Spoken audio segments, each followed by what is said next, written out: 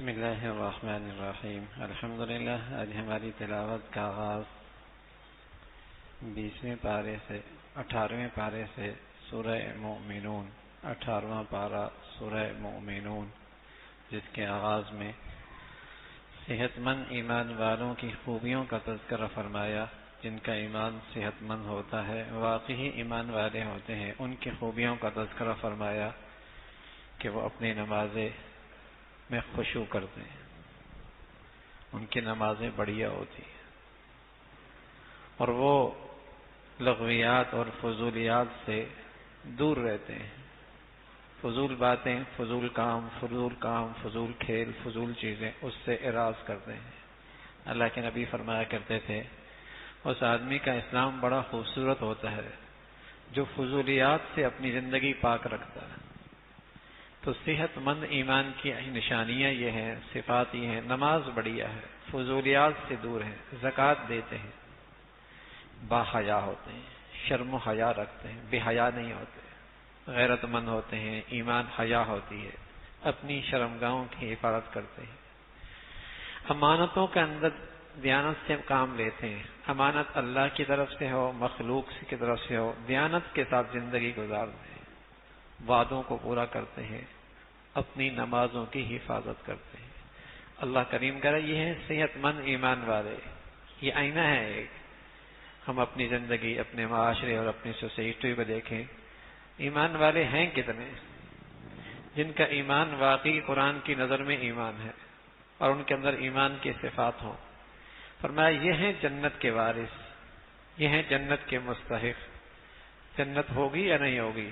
فرمایا اپنی تخلیق پہ غور کرو، کیسے نطفے سے اور کیسے ایک معمولی چیز سے تمہیں اچھا بھلا انسان بنا دیا، اور تم پر کیسے کیسے ادوار گزرے، حالات آئے، پھر اللہ نے تمہیں زندگی دی۔ زندگی کے بعد موت بھی آئے گی، موت کے بعد اٹھنا بھی ہوگا، اور پھر تم اپنے دائیں بائیں دیکھو، بنجر زمین ہوتی ہے، آسمان سے بارش اللہ بھیجتے ہیں، کیسے سبزہ اگتا ہے، کیسے اس کے اندر زندگی آتی ہے، کیسے اس کے اندر نباتات اگتے ہیں۔ اللہ کا ہر نبی، ہر پیغمبر آیا، توحید کی دعوت دی، اللہ کا شریک کوئی نہیں۔ حضرت نوح علیہ السلام قوم مذاق اڑایا کرتی تھی، اللہ کی طرف سے طوفان آیا، نوح اور ان کے پیروکار کشتی میں محفوظ ہو گئے، باقیوں کو اللہ نے غرق کر دیا۔ قوم کے ساتھ، قوم کے ہمیشہ اللہ کے پیاروں کے ساتھ یہی دشمنی رہی ہے کہ پیغمبر کی تعلیم سے ہمیشہ وقت کے وڈیروں کے مفادات پہ زد پڑتی ہے۔ دشمنی میں ہمیشہ نبی کی تعلیمات کے ہمیشہ وہ آگے آگے ہوتے ہیں۔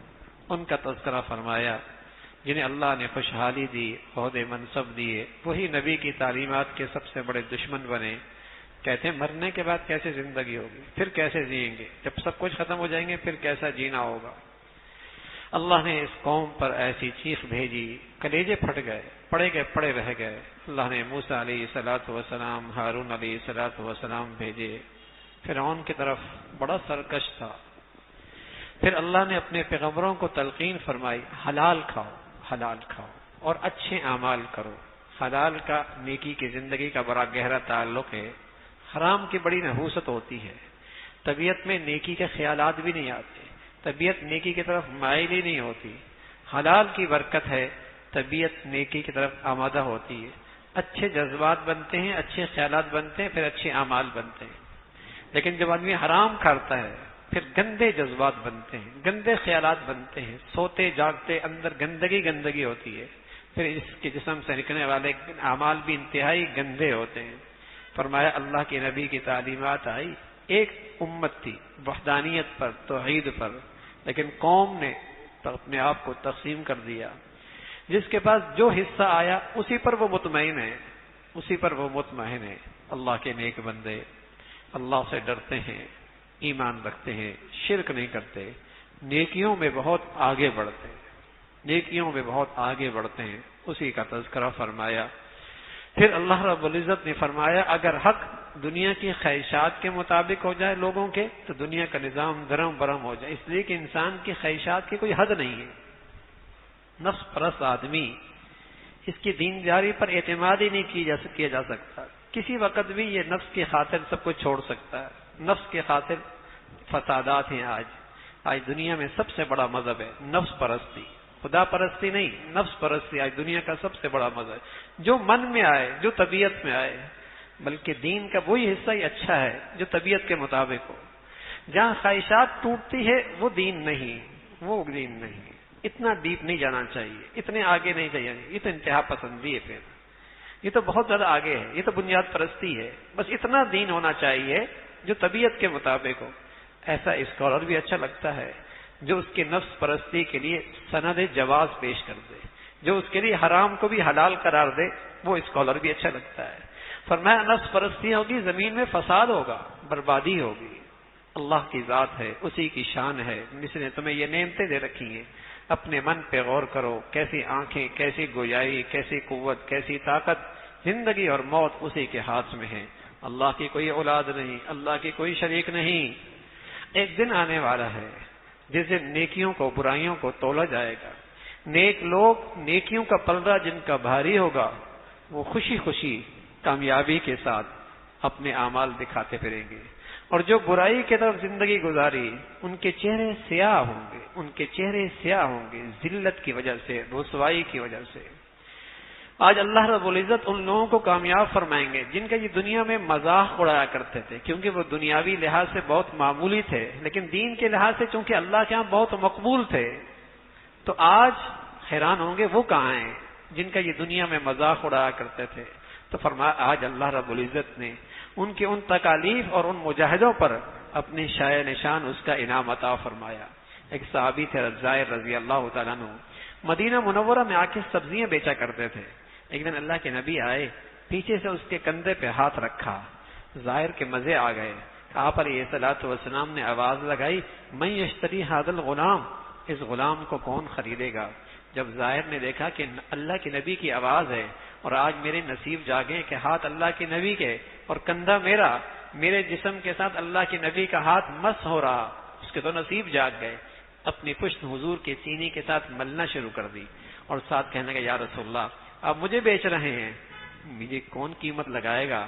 میں ایک دیہات کا غلام آدمی ہوں اور میرے رنگ کا سیاہ ہوں، اور میں اپنے بچوں کو حلال کھلانے کے لیے سبزی بیچتا ہوں، شام کو حلال لقمہ لے کر اپنے بچوں کے پاس لے کے جاتا ہوں، مجھے کون خریدے گا؟ اور اگر آپ کی کوئی قیمت لگے گی بھی صحیح، تجدنی قاصدن، آپ کو کھوٹے سکے ملیں گے. آپ علیہ الصلوۃ والسلام نے فرمایا ظاہر اللہ کے ہاں لباس نہیں دیکھا جاتا اور پوشاک نہیں دیکھا جاتا اور چہرے کا سیاہی اور سفیدی نہیں دیکھی جا سکتی.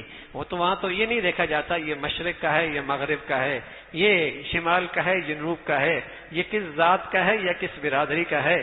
وہاں تو یہ دیکھا جاتا ہے اس دل میں اللہ کی محبت کتنی ہے، اس دل میں اللہ کی عظمت کتنی ہے.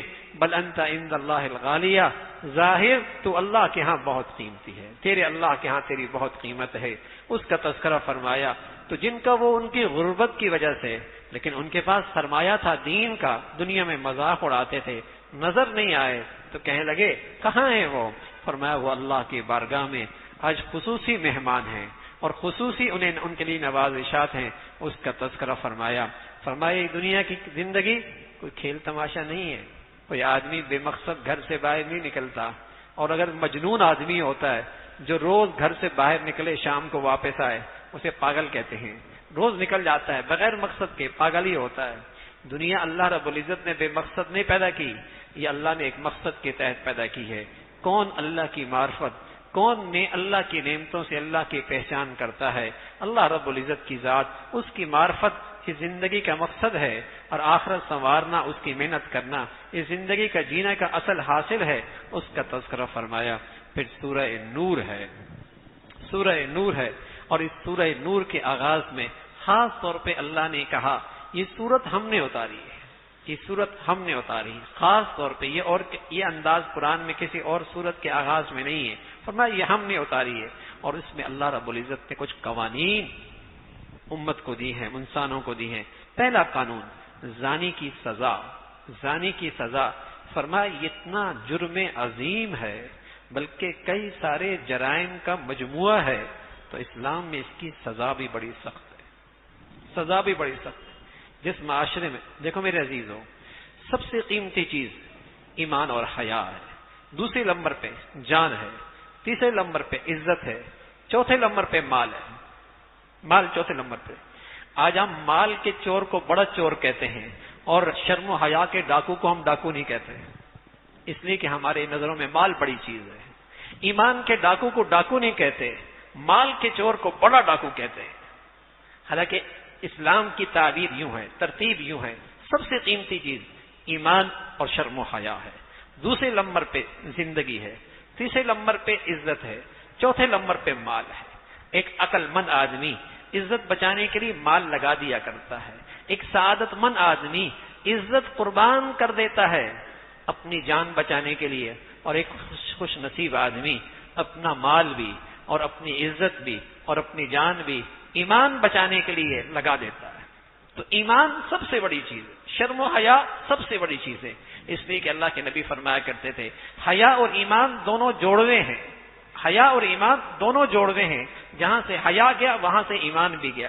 ایسا نہیں ہو سکتا آدمی بے شرم ہو اور بے حیا ہو اور اس کا ایمان صحت مند ہو، ایسا نہیں ہو سکتا۔ اور ایسا بھی نہیں ہو سکتا کوئی آدمی صحت مند ایمان رکھتا ہو اور پھر ایمان سے حیا سے خالی ہو، ایسا بھی نہیں ہو سکتا۔ یہ دونوں ساتھ ساتھ چلتے ہیں، جہاں ایمان صحت مند ہوگا وہاں شرم و حیا اور غیرت اور حیا بھی ہوگی، اور جہاں ایمان چلا گیا اور ایمان کی چیز کوئی نہیں وہاں شرم و حیا بھی کوئی نہیں۔ تو اسلام میں چور کی سزا بھی ہے ہاتھ کاٹنا، لیکن زانی کی سزا کیا ہے؟ زانی کی سزا کیا ہے؟ زانی کی سزا کیا ہے؟ اگر زانی شادی شدہ ہے اور پھر اس نے گناہ کیا تو اسلام میں اس کی سزا ہے اس سے پتھروں سے سنگسار کر دو، پتھر مار مار کے اسے مار دو۔ اور قرآن نے کہا اس پہ ترس نہ کھانا، اس سے نرمی نہ کھانا، اور بھرے مجمع میں اسے سزا دینا، اس لیے کہ یہ کئی سارے جرائم کا مجموعہ ہے۔ نسلیں خراب ہوتی ہیں، عزت دار لوگوں کی عزت آبرو برباد ہوتی ہے، اس سے ایمان ختم ہوتا ہے، یہ کئی سارے گناہوں کا مجموعہ ہے۔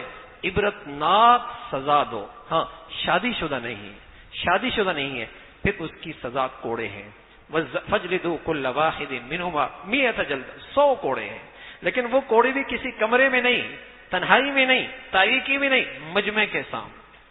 آج دنیا میں اسلام کی سزا ناپید ہے، اس لیے کہ بے شرمی رواج پا گئی، بے حیائی رواج پائی گئی، اور بڑے سے بڑا بے حیا نہیں ہے،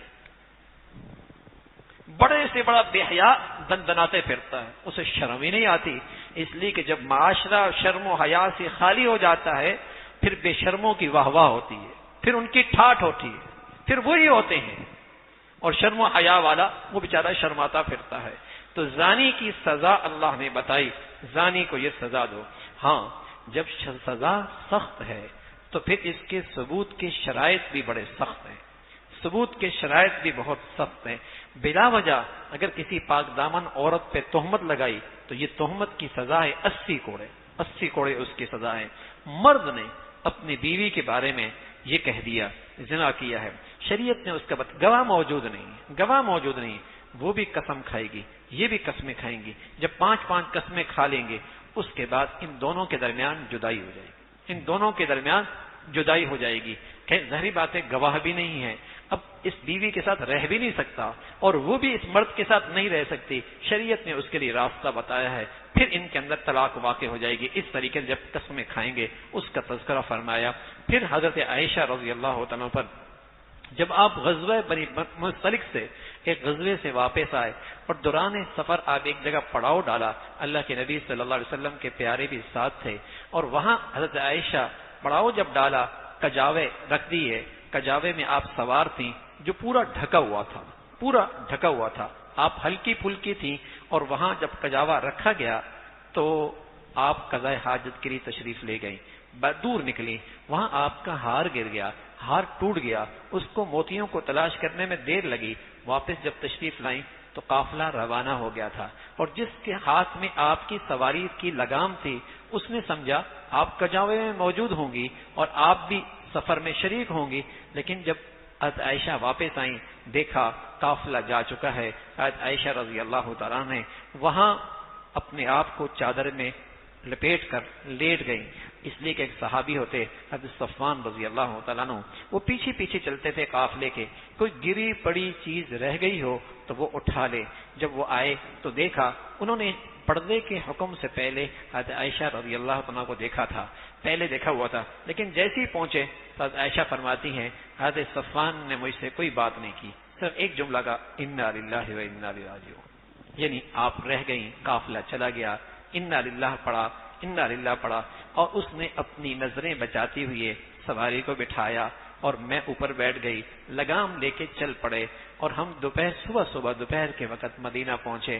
لیکن ایسے موقع پہ منافقین کو موقع ملا اور انہوں نے طرح طرح بہتان لگانا شروع کر دیے، الزامات لگانے شروع کر دیے۔ حضرت عائشہ رضی اللہ تعالیٰ عنہ ایسے بے شرم منافق تھے، آپ کے گھر پر ایسا الزام، ایسا بہتان، لیکن یہ بوڑھی بھولی بھالی خاتون تھیں حضرت عائشہ رضی اللہ تعالیٰ عنہ۔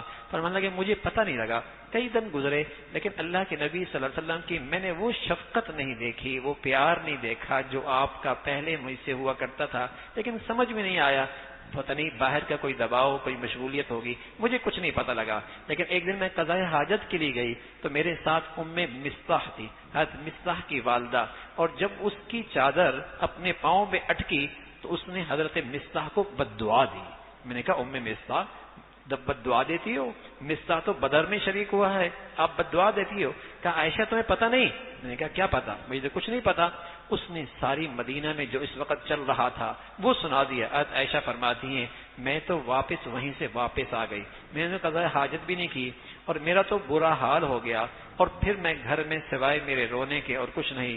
اللہ کی شان، اللہ کے پیاروں پر بھی اتنی بڑی آزمائش آتی ہے، ورنہ میرے عزیزو اسی لمحے اللہ آسمان سے وہی بھیج دیتا، جبرائیل امین آ جاتے، اللہ کی طرف سے فوراً قرآن کی آیت آ جاتی، لیکن اللہ اپنے پیاروں کو آزمائشوں کے ذریعے بس اوقات بہت بلند مرتبہ عطا فرماتے ہیں، بہت بڑا مقام عطا فرما دیتے ہیں، اور اس آزمائشوں کے موقع پہ بہت سارے منافقین کا نفاق کھل کے سامنے آتا ہے۔ اللہ کی شان، کئی دن گزرے، عائشہ فرماتی ہیں میں نے اپنے شوہر سے کہا، حضور علیہ الصلوۃ والسلام سے، میں ابا کے گھر چلا جاؤں، امی کے گھر چلی جاؤں؟ وہاں تشریف لے گئیں، وہاں بھی وہی حال ہے، وہاں بھی رونا دھونا ہے۔ میں نے کچھ نہیں کہا، میں بھی اللہ کے سامنے مصلی بچھا دیا، اسی سے فریاد کی کہ اللہ میں کس کو کیا کہہ سکتی ہوں، تو سب جانتا ہے، اگر میں سچی ہوں اور میں صاف ہوں تو اپنے پیغمبر کو میری خبر سے آگاہ کر دے۔ کئی دن گزر گئے، ادھر پورا مدینہ اہل ایمان بڑے پریشان، بڑی تکلیف، بڑی آزمائش۔ اللہ کی شان، ایک دن اللہ کے نبی صلی اللہ علیہ وسلم تشریف لائے، اور جب تشریف لائے تو اتنے میں بیٹھے حضور علیہ الصلوۃ والسلام، عائشہ کی والدہ بھی بیٹھی ہوئی تھی، ابو بکر بھی بیٹھے ہوئے تھے، اتنے میں آپ کے پیشانی پہ چھوٹے چھوٹے پسینے کے قطرے نمودار ہوئے۔ یہ علامت ہوتی تھی وہی کا رابطہ قائم ہو گیا، وہی کا رابطہ قائم ہو گیا۔ فرمایا میرے ابا اماں پریشان، پتہ نہیں کیا خبر آتی ہے، کیا پیغام آتا ہے، لیکن میں مطمئن تھی۔ تھوڑی دیر ہوئی، اللہ کے نبی صلی اللہ علیہ وسلم نے مجھ سے کہا عائشہ تمہیں خوشخبری ہو، تمہیں مبارک ہو، اللہ نے تمہاری برات کا اعلان کر دیا، تمہاری پاک دامنی کا اعلان کر دیا، تمہاری عفت اور پاک دامنی کا اعلان کر دیا۔ تو والدہ کہنے لگیں اللہ کے نبی کا شکریہ ادا کرو۔ میں ناز میں آ کر، ناز کہتے ہیں دل میں تو محبت ہے لیکن اظہار یوں کیا جیسے میں روٹھی ہوئی ہوں، تو فرمایا ناز میں آ کر میں نے کہا اس درد کا شکریہ ادا کروں گی جہاں سے میرے لیے برات کا اعلان ہوا ہے، جہاں سے میرے لیے برات کا اعلان ہوا ہے۔ حضرت عائشہ فرماتی ہیں مجھے تو اندازہ ہی نہیں تھا، میرا خیال تو یہ تھا اللہ نے اپنے حبیب کے کانوں کان خبر کر دی ہوگی اور آپ کو میری پاک دامنی کا تذکرہ کر دیا ہوگا، مجھے نہیں پتا تھا قرآن کی کئی ساری آیتیں اللہ میرے حق میں اتاریں گے اور قیامت تک مسلمان اسے پڑھتے رہیں گے اور میری پاک دامنی کا اظہار کرتے رہیں۔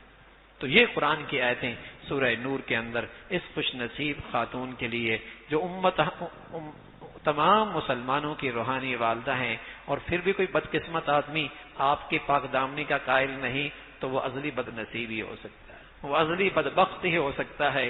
اس میں دو چند مخلص مسلمان بھی منافقین کی باتوں میں آ گئے، اللہ نے ان کی معافی کا اعلان کر دیا اور آئندہ تنبیہ فرمائی اگر تم مسلمانوں کے بارے میں، مسلمان عورتوں کے بارے میں ایسی بات سنو تو فوراً اس کا انکار کر دیا کرو اور ان کے بارے میں ایسے ہی گمان رکھو جیسا اپنے لیے گمان رکھتے ہو۔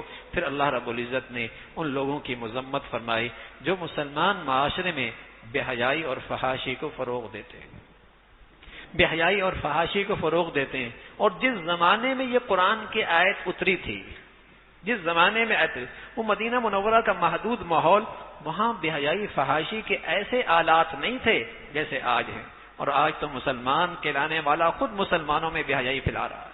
مسلمان کہلانے والا اپنی تجارت کے لیے، اپنے کاروبار کے لیے، اپنے چند ٹکوں کے لیے پورے معاشرے کو گندا کر رہا ہوتا ہے، پورے معاشرے کو داغدار بے حیا بنا رہا ہوتا ہے اور نئی نسل کے جذبات سے کھیل رہا ہوتا ہے چند ٹکوں کے لیے، چند ٹکوں کے لیے۔ فرمایا ان لوگوں کے لیے دردناک عذاب ہے، دردناک۔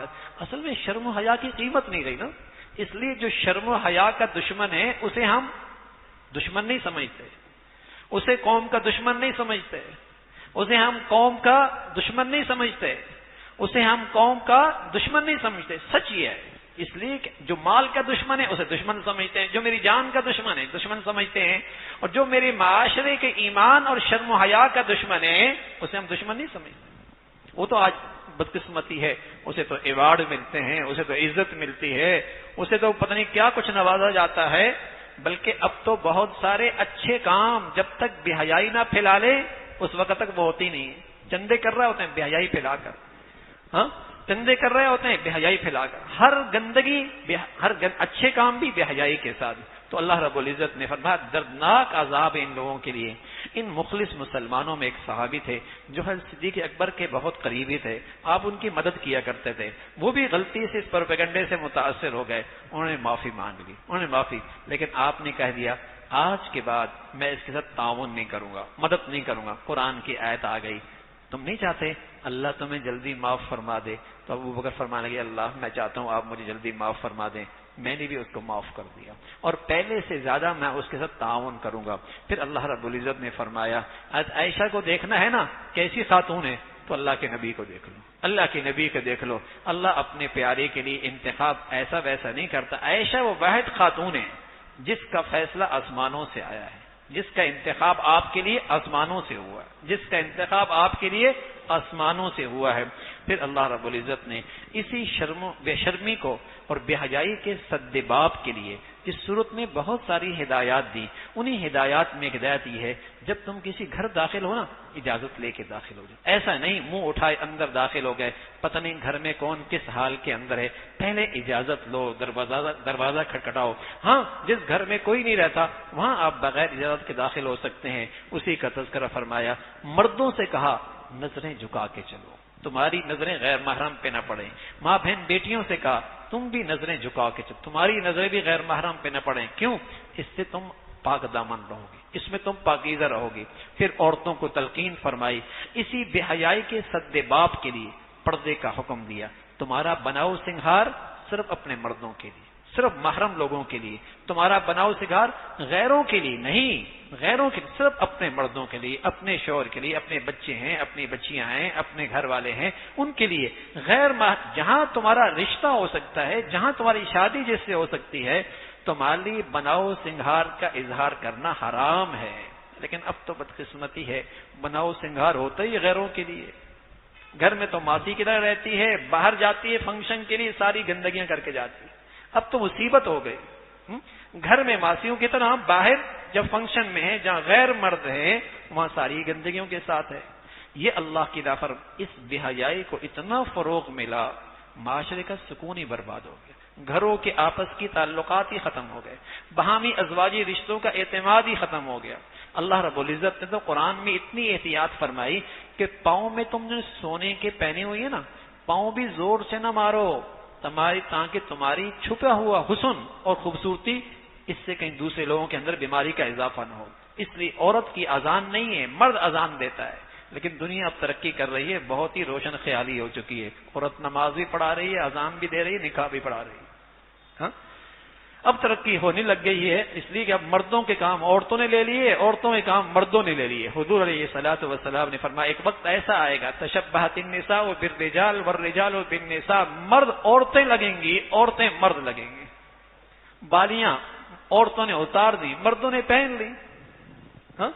مردوں نے بال بڑے رکھ لیے، عورتوں نے چھوٹے کر دیے، مرد نے سلوار نیچے کر دی، عورت نے اوپر کر دی، الٹی ہی گنگا بہ رہی ہے۔ مردوں سے کہا تم اوپر کرو، اس نے نیچے کر دی، عورتوں سے کہا تم نیچے کرو، اس نے اوپر کر دی۔ تو تشبہت النساء بالرجال والرجال بالنساء، مرد عورت بننا چاہتا ہے، عورت مرد بننا چاہتا ہے۔ پھر اللہ رب العزت نے فرمایا اس بے حیائی کے انسداد کے لیے ضروری ہے نکاح جلدی کر دو، نکاح جلدی کر دو، نکاح جلدی کر دو۔ اور جب تم نکاح جلدی کرو گے، تم نکاح کیوں تاخیر سے کرتے ہو؟ اس لیے نا پاؤں پہ کھڑا ہو جائے، پاؤں پہ کھڑا ہو جائے، اور پاؤں پہ کھڑا ہوتے ہوئے اس کے گھٹنوں میں درد ہوتا ہے، کمر میں درد شروع ہو جاتا ہے۔ کیوں؟ اس لیے کہ ہم نے یہ حلال مہنگا بہت کر دیا ہے، ہم نے یہ حلال مہنگا بہت کر دیا ہے، حلال مہنگا بہت کر دیا ہے، اس لیے کہ حرام پھر سستا ہو گیا ہے۔ فرمایا نکاح کر دو، اللہ تمہیں رزق عطا فرما دے گا۔ نکاح کرنے سے اللہ رزق میں اضافہ فرما دیتے ہیں، اس لیے کہ آنے والی اپنا رزق لے کے آ رہی ہے، ہو سکتا ہے اس کی برکت سے پورے گھر میں برکت ہو جائے، ہو سکتا ہے بچہ ہو جائے، اس کا رزق ان دونوں سے زیادہ ہو، اس کی برکت سے سب کھائیں، ہو سکتا ہے کوئی بیٹی ہو جائے، اس کی برکت سے پورا گھر جسے کہیں کہ خوشحال ہو جائے۔ کیا پتا کون کتنا رزق رکھتا ہے، ہر ایک کے لیے اللہ نے حصہ مقرر رکھا ہے۔ فرمایا نکاح کر دو، نکاح کر دو، اس کا تذکرہ فرمایا۔ پھر اللہ رب العزت نے فرمایا جو بغیر ایمان کے، بغیر ایمان اور اخلاص کے نیکی کرتا ہے وہ تو ایسا جیسے سراب، دور سے پانی نظر آتا ہے، ہوتی ریت ہے، پہنچتا ہے پانی نہیں ہوتی، ریت ہوتی ہے، ایسی بغیر ایمان کے نیکیوں کی حیثیت ایسی ہے، اسی کا تذکرہ فرمایا۔ پھر اہل ایمان سے کہا کامیاب ہونا چاہتے ہو تو پھر اللہ سے ڈرو، اپنی ماضی میں خوف خدا اختیار کرو، اللہ اور اللہ کے رسول کی اطاعت کرو، آئندہ متقی اور پرہیزگاری کی زندگی اختیار کرو۔ دنیا میں تم امن چاہتے ہو اور تم یہ چاہتے ہو کہ تمہارا دین دنیا میں غالب آ جائے، تو پھر اس کے ضابطہ ہے، اللہ تمہیں حکمرانی تب دے گا، خلافت تب دے گا جب تمہاری زندگیاں ایمان، اعمال اور صالح والی ہوں گی۔ اگر تم اعمال اور نیکی والی زندگی اختیار نہ کی، پھر تم امید رکھو کہ تم پہ کوئی اچھے لوگ مسلط ہو جائیں گے، بد سے بدتر آئیں گے، بد سے بدتر آ جائیں گے، اس لیے کہ صدیوں پہلے اللہ کے نبی نے بتایا اعمالکم اموالکم، جیسے تمہاری زندگی، کریکٹر، کردار، ایسے تمہارے حکمران۔ بتائیے نا نمازی کتنی ہے، بے نمازی کتنی ہے؟ بتائیے نمازی کتنے ہیں، بے نمازی کتنے، سچے کتنے ہیں، جھوٹے کتنے ہیں، دیانتدار کتنے ہیں، بددیانت کتنے ہیں؟ تو اگر بے نمازی زیادہ ہیں، نمازی کم ہے، تو بے نمازی مسلط ہوں گے نا۔ شرم و حیا والے کتنے ہیں، بے شرم کتنے ہیں؟ بتائیے پھر بے شرم مسلط ہوں گے نا۔ جھوٹے کتنے ہیں، سچے کتنے ہیں؟ تو جب سچے کم ہیں، جھوٹے زیادہ ہیں، جھوٹے مسلط ہوں گے نا۔ امانت دار کتنے، خائن کتنے؟ جب خائن زیادہ ہوں گے تو خائن مسلط ہوں گے نا۔ تو جیسی قوم ہوگی ویسے لوگ ہوں گے نا۔ اللہ رب العزت نے فرمایا ایمان کی زندگی اختیار کرو گے، ایمان والے اعمال لے کے آؤ گے۔ دو قسم کے اعمال ہوتے ہیں، ایک انفرادی طور پہ دین پہ چلو، اور دوسرے نمبر پہ اجتماعی طور پہ تم دین کی محنت میں کہاں کہاں اپنے آپ کو لگا رہے ہو۔ اگر تم نے یہ کیا تو اللہ کا وعدہ ہے اللہ تمہیں زمین پہ خلافت دے دے گا، تمہارا دین اللہ غالب کر دے گا، اور اللہ رب العزت تمہاری بد امنی کو امن سے بدل دے گا۔ پھر اسی طرح بے حیائی اور فحاشی کے انسداد کے لیے تلقین فرمائی، 3 وقت میں گھر والے، بڑے ابا اماں، بڑے لوگ اپنے زائد کپڑے اتار دیتے ہیں۔ معصوم بچوں سے بھی کہا ایسے موقع پہ گھر جب ابا کے کمرے میں جاؤ، بڑوں کے کمرے میں جاؤ، دروازہ کھٹکھٹا کے جاؤ، دروازہ کھٹکھٹا کے جاؤ، کہیں بے احتیاطی نہ کرنا، اس لیے کہ اس موقع پہ زائد کپڑے اتار دی جاتے ہیں۔ پھر پردے کے متعلق ایک اور ہدایت دی، یوں تو پردہ ہر مرد ہر عورت پہ ضروری ہے، لیکن کوئی ایسی بوڑھی ہو گئی جس کو نکاح کی امید نہیں ہے، بڑھاپا ہے، اگر وہ چہرے پہ پردہ نہ کرے کوئی حرج نہیں ہے، کوئی حرج نہیں ہے، اس پہ کوئی گناہ نہیں، لیکن ساتھ فرمایا اگر کر لے تو بہت اچھا ہے، کر لے تو بہت اچھا ہے۔ سبحان اللہ، قرآن کی بھی کیا شان ہے۔ اس زمانے میں تو ایسا بیوٹی پارلر نہیں تھے کہ بوڑھی بھی جوان لگتی ہے، ہاں بوڑھی بھی جوان لگتی ہے اور فتنے پھیلاتی ہے۔ فرمایا اگر فتنہ نہ ہو تب پردہ نہیں ہے، اگر فتنہ بن کے باہر نکلے گی پھر تو پردہ ہے، اس کا تذکرہ فرمایا۔ پھر اللہ رب العزت نے فرمایا کہیں اجتماعی بات ہو رہی ہو، دین کی بات ہو رہی ہو، اجازت لے کے ادب سے وہاں سے جاؤ۔ اللہ کے نبی صلی اللہ علیہ وسلم کی عظمت اور آپ کی شان کا تذکرہ فرمایا، آپ کو بے ادبی کے ساتھ نہ بلایا جائے۔ پھر سورہ فرقان ہے، قرآن کی عظمت کا تذکرہ ہے، اللہ کی توحید کا تذکرہ ہے۔ کفار کہا کرتے تھے آپ اللہ کے رسول ہیں تو آپ کے پاس تو مال و دولت ہونی چاہیے، آپ کے پاس تو کوئی فرشتہ ہونا چاہیے جو ہر وقت آپ کی تائید کرتا ہو۔ فرمایا ہاں اللہ نے آخرت میں بہت کچھ رکھا ہے اور مجرموں کی اللہ نے سزا مقرر رکھی ہے، اس کا تذکرہ فرمایا۔ اللہ بھائی عمل کی توفیق نصیب فرمائے۔ سبحانک اللہم بحمدک، نشہد ان لا الہ الا اللہ، نستغفرک ونتوب الیک۔